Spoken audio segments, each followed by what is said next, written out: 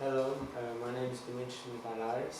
Today I'm going to talk about joints in the skeletal system, principles of anatomy and physiology in sport. The criteria is Unit 1 P2, unit code is D502-4888. Now we move on to joints. The joints are the area where two bones are attached for the purpose of permitting body parts to move. The joint is usually formed of fibrous connective tissues and cartilage. There are three types of joints. Freely synovial is this one, slightly movable cartilaginous, this one, and fixed, this one. Freely synovial movable. Freely synovial movable are joints which have joint cavity, fluid-filled space between connective bones. Synovial joints allows for greater mobility but are less stable than fibrous and cartilaginous joints.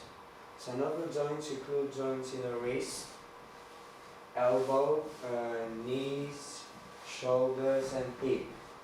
It allows movements such as abduction, adduction, extension, flexion and rotation. An example is when a football player bends his knee. As we see in the photo, the movement of synovial joint is to permit the flexion and extension of the lower leg related to the thigh. The slightly cartilaginous movable permit some movement but provide less stability than immovable joints. These joints can be structurally classified as cartilaginous joints, as bones are connected by cartilage at the joint.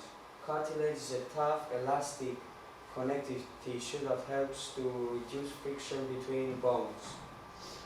The slight movable can be found in the vertebral column or in the pelvis. It allows movements such as extension and flexion.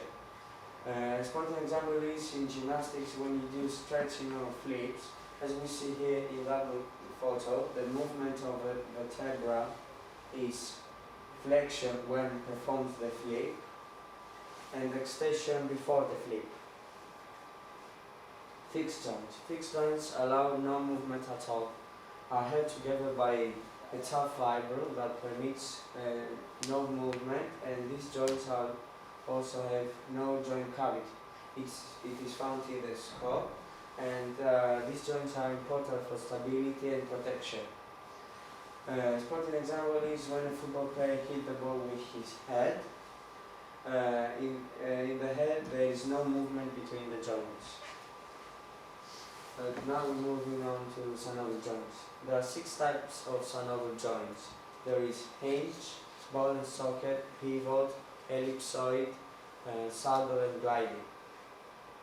Hinge. The hinge joint allows movement similar to a hinge.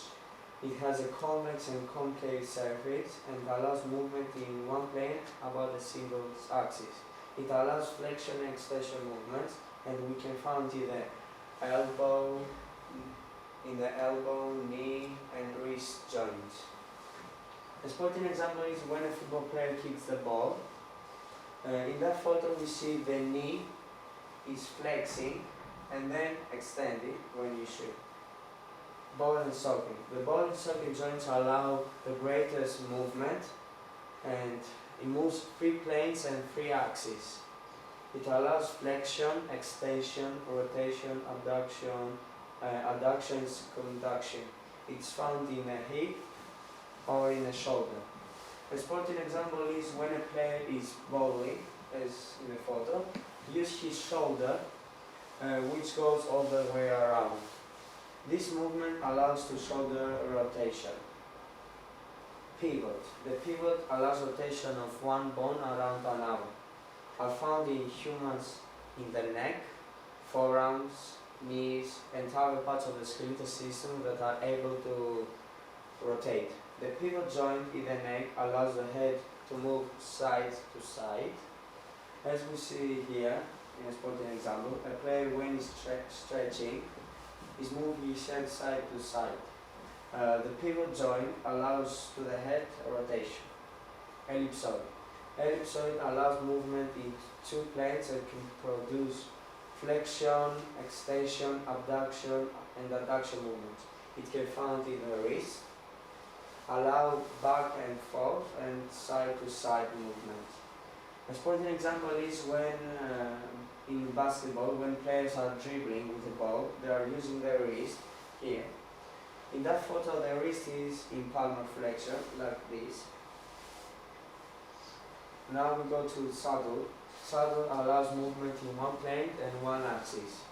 Can rock back and forth and from side to side, but they have limited rotation.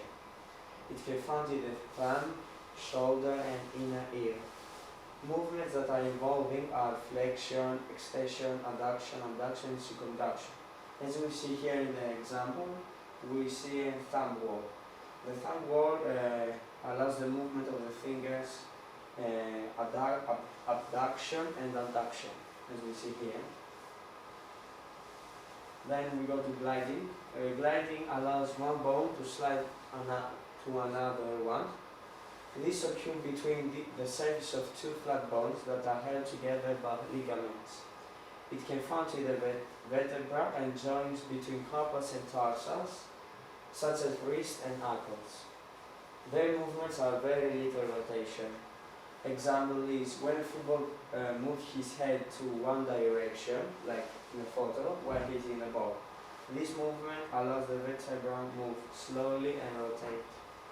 Thank you. Thank you, Dimitris.